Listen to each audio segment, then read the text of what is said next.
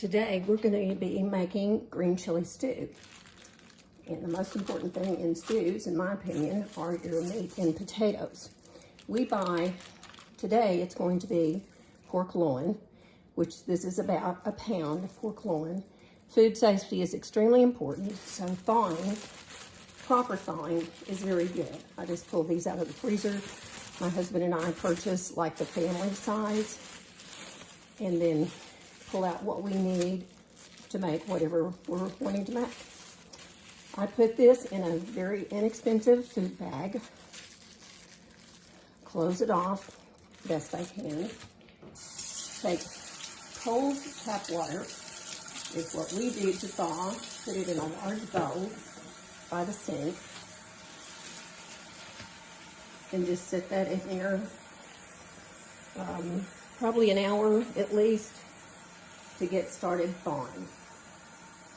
Because I'm going to start cutting this up before it's completely thawed.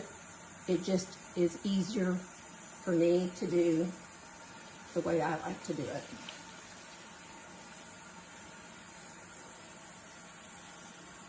So while that sits and thaws, the next thing we're going to do is cut up the potatoes. As I say, food safety is extremely important. The next thing I do, wash my hands very well. I have picked out several potatoes, and I'm going to wash them in the sink. I like to use the skins as much as possible in my cooking because that's where most of your nutrition in vegetables, including potatoes, comes from. It's the skin. So I try to wash the potatoes, get all the excess dirt, eyes, those types of things off, and then I start cutting them up.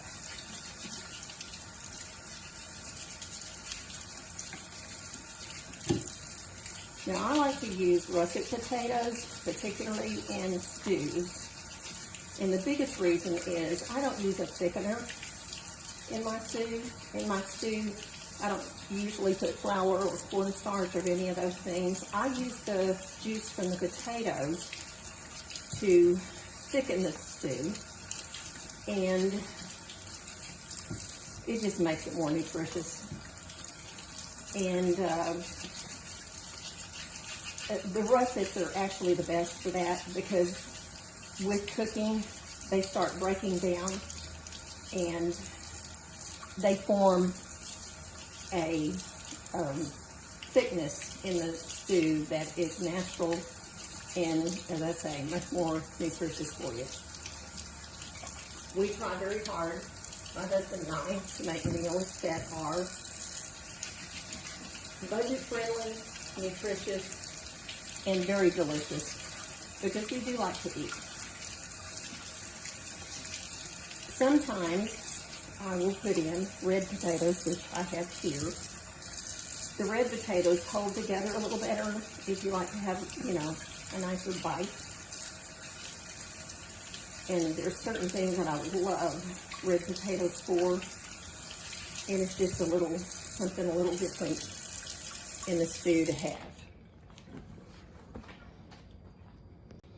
After washing the potatoes and cutting out the bad spots, or the spots I didn't want to particularly try to eat, I cut the potatoes in about, what would you call that, maybe a half inch cubes. Just do it the way you like to eat it once you get it in your bowl. So I like a little bit smaller, not too terribly large for a stew.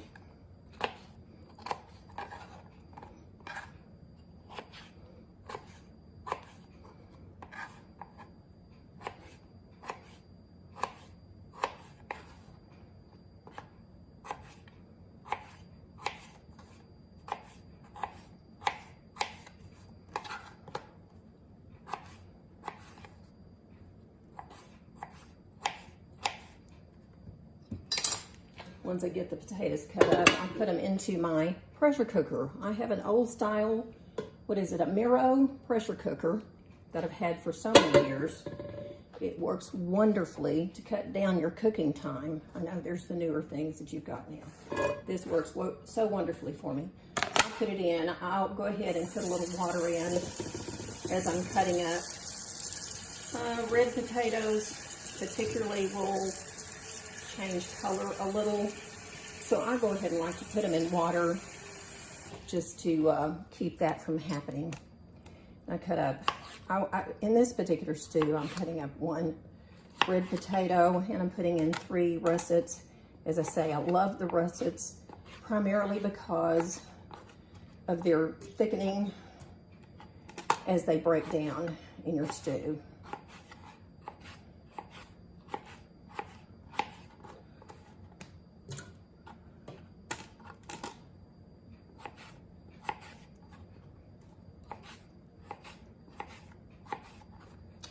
Most of the work in a stew is just preparing your food, chopping it up. I'm sure there's quicker, easier ways to chop. In fact, I have some of those. But there's not much that beats a cutting board and a good sharp knife.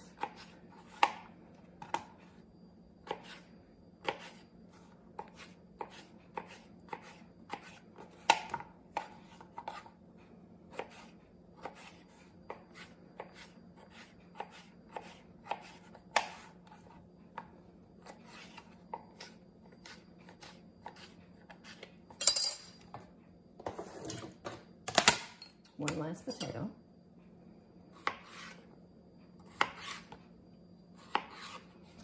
When we finish this, we'll just wait for our meat to get thawed enough to be able to cut it up easily and put it in.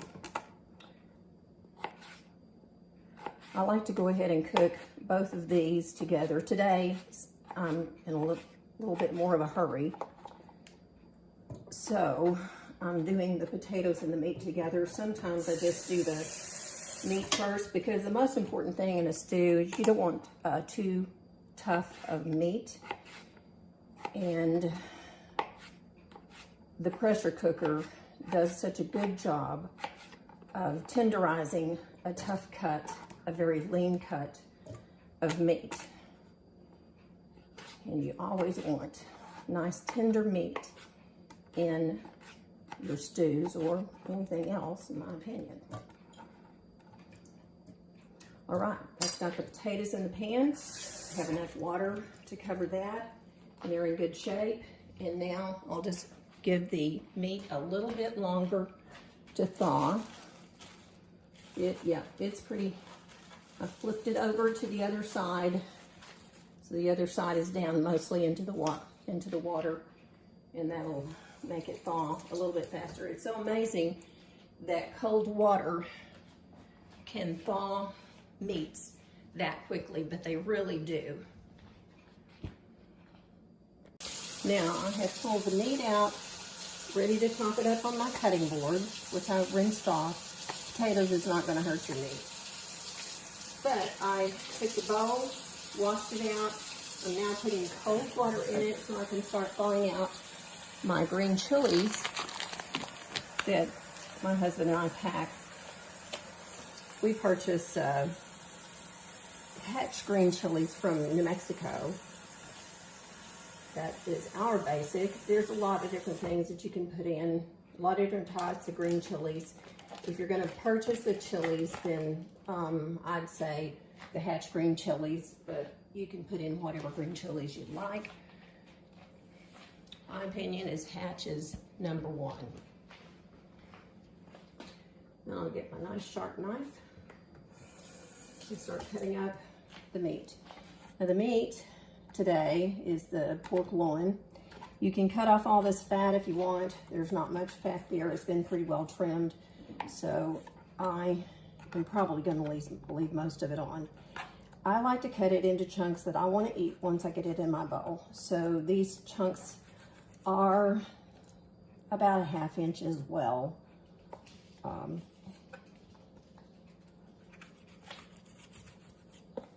Which will take just a little bit of time.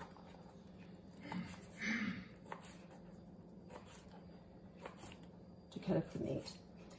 And I just go ahead and put it right straight into the pressure cooker that has water and my potatoes that I have already cut up inside.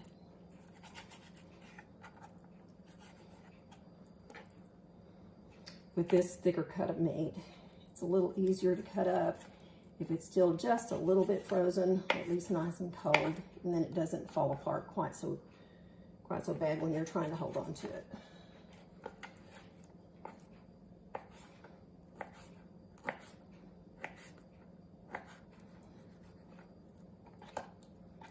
I say the most work in making a green chili stew or any stew from scratch is the time that it takes to cut up your meat and your vegetables.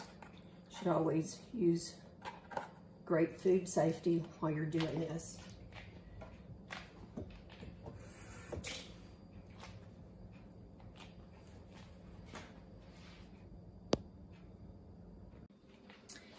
The meat and the potatoes are both cut up now into 1/2-inch cubes.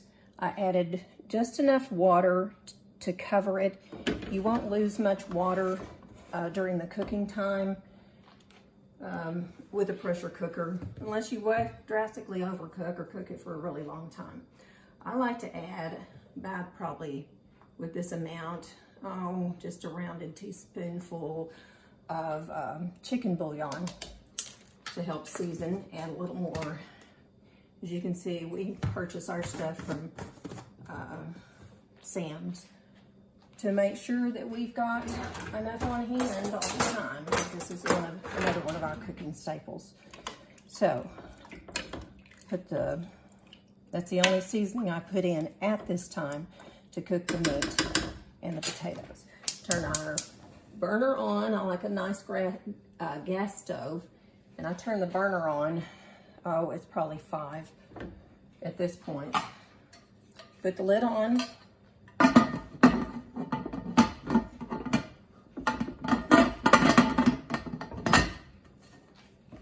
Lock it in. And then on this, I put this on 10 pounds of pressure. It's got a 5, 10, and a 15. And most generally, I always use the 10 pounds of pressure, and we turn it on until it gets hot enough, boiling, and it starts popping off, and I'll show you that process as well.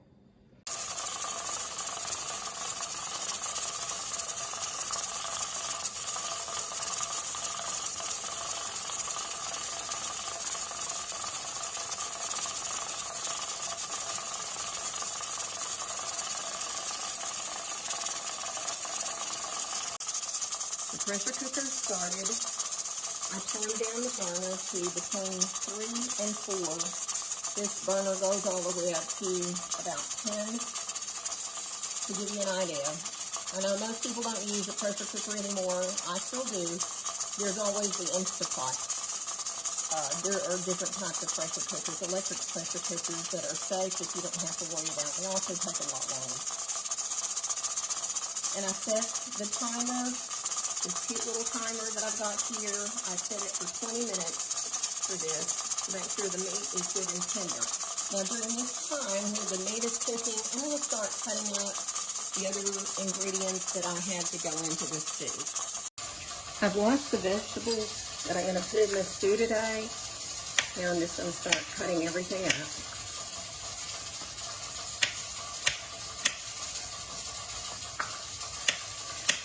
In this stew today, I'm going to put most of your basics. You've already got the meat and potatoes ready. Now we're doing up carrots, celery, and onions. You can add any vegetable that you like. Stew is just as versatile as any dish there is out there.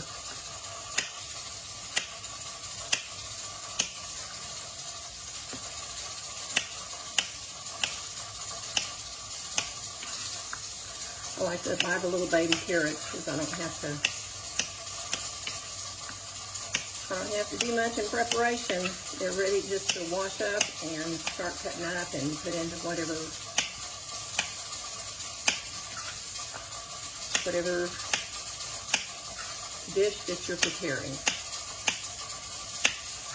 The celery, just a little tip on the celery. I purchase the celery, take it out of the little plastic bag that it comes in, wash it all up,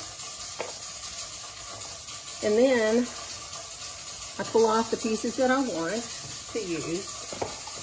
I'll go ahead and take a paper towel and I wet it with cold water, and I wrap that paper towel around the celery.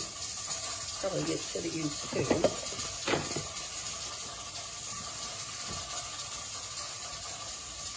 And then put it right back in the bag. Put it in your vegetable drawer of the refrigerator, and it keeps a very long time. So that's a little tip I learned on keeping your celery. So that's ready to go in the fridge for the next time. In the celery, I usually cut the bottoms off, tops off. I use them sometimes, just not today. And then start cutting up in whatever size chunks that you want to put into your stew. And this one today, I'm going to use 2 stalks of celery. You saw the carrots as I was putting in.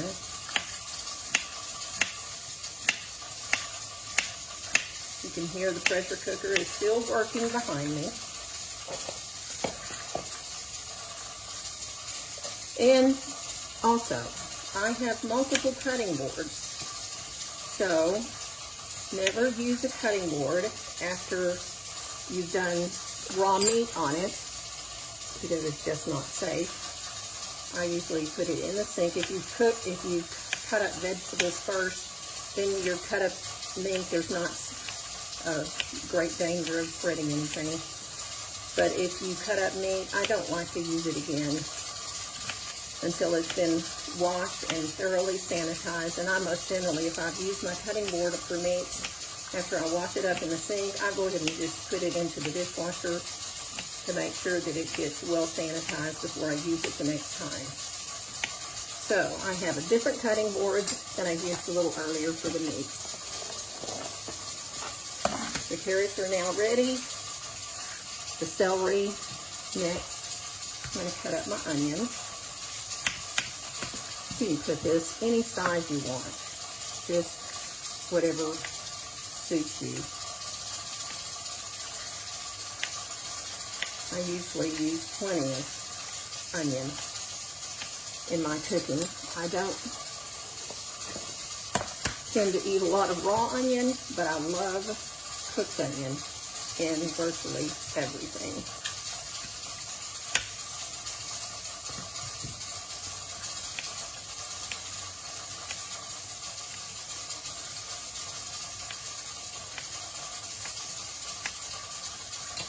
And here we have our vegetables ready. The pressure cooker will be done before long, and then we will add it to the pot. The pressure cooker just finished its 20 minutes. I brought it back over to the stove. It is still very hot and under pressure, so for those of you who aren't familiar with the pressure cooker, I start a small stream of cold water, and you start it at the edge and let it start cooling off the pressure cooker until the seal at the top, or the little, that's a safety valve right there. If it's going to blow up, it's going to blow that thing up first. So when that releases the pressure, you can see that, that when it releases, then it's safe to take the lid off. So I just use a trickle of cold water to cool it down until this pressure cooker, and it's starting to go now, until the safety valve releases.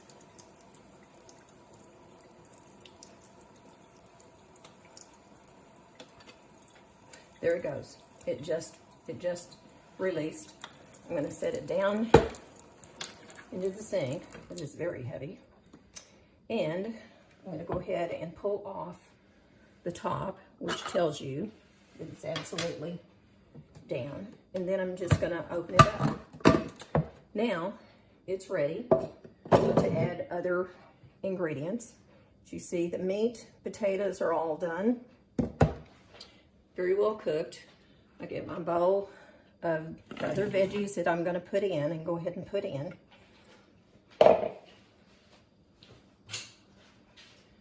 I'll give it a little stir, decide if I want to add a little more juice, and I believe I do. I've got it nice and thick.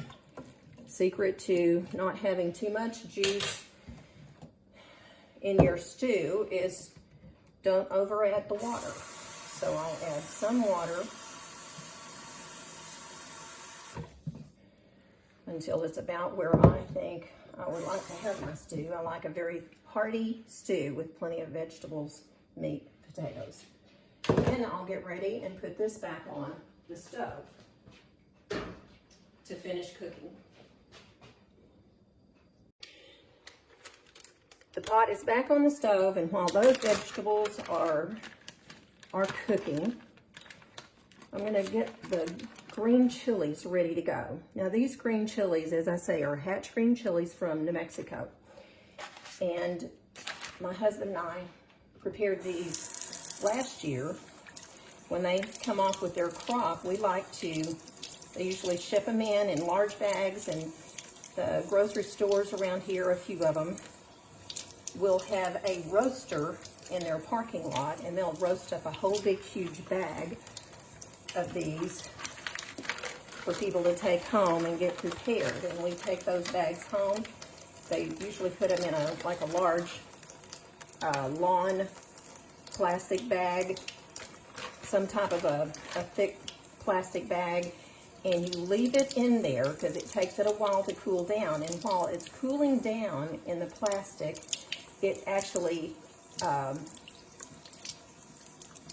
cooks it. And so these are roasted and cooked, and it cooks it, and then you can take them home. And what we do is we put these into plastic bags, Ziploc freezer bags, and put so many in a bag. A quart-sized bag is what we generally use, and then just pull them out as we're wanting to cook for different things. Now, the way we prepare them, my husband has diverticulitis, so shouldn't be eating the seeds, and the seeds make them extra hot anyway.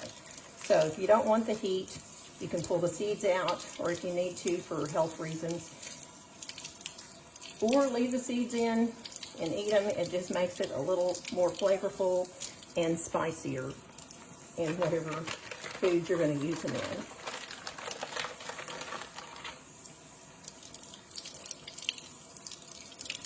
So once I get these finished thawing them, I rinse off the skin that's left on them. I pull the heads off,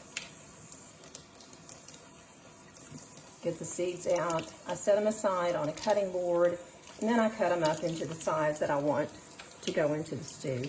We also like to use these for when we cook a steak on the grill sometimes, or chicken breast. We like to cook chicken breast on the grill, and at the very end, after it's actually cooked and ready, we'll add a green chili that's all prepared like this, lay it over the top, put a little slice of cheddar cheese on top of that, and leave it on the grill until it thaws, and it makes an outstanding steak or chicken breast. I can't say enough about these hatch green chilies. They are just a wonderful flavor. I think much better than the ones. They're actually a cousin to the ones in California, the poblano chilies. These were actually, they're a hybrid of the poblano. They were created or what do I want, grafted or made into, it's a hybrid of them in Las Cruces, New Mexico, at New Mexico State University. So they're really a product of that.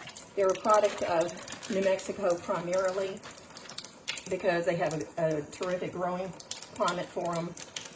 And New Mexico is well known for their wonderful hatch green chilies. So now I've got these prepared. I'm going to get my knife and just start cutting these up to go into the stew. My husband likes to add these at the very end. He just thinks it makes a better, fresher flavor. I quite honestly don't care when they're added because they're good at any point. And of course, stew is one of those things that you don't generally eat all at one setting.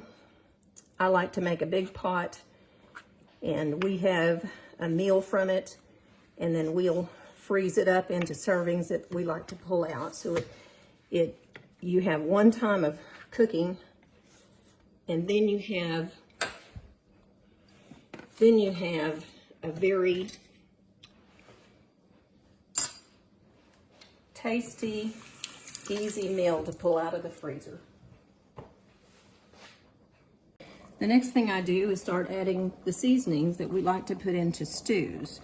One of the things that we like to put in is ground cumin. That's kind of your chili spice, but it's also good in stews or anything else. So we put in about 1/4 of a cup. Teaspoon of that. We put in some salt. We put in pepper.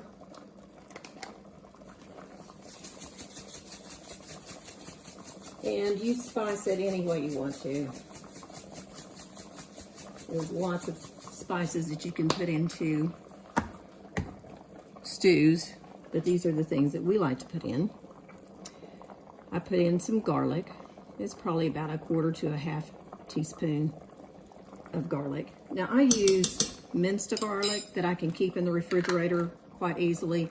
I don't like to use powdered garlic. I like to either use fresh or the minced garlic, because the minced is about as close to fresh as you can get. I stir that up and just continue to let it cook. And last but certainly not least, I add in these beautiful hatch green chilies. As you can see, we love them. I'm putting an awful lot in here. But these are mild. They make some that are hotter, but these are fairly mild.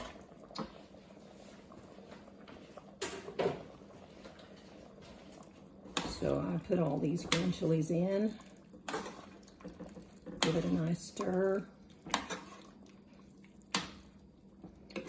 And let them start cooking in to this beautiful stew.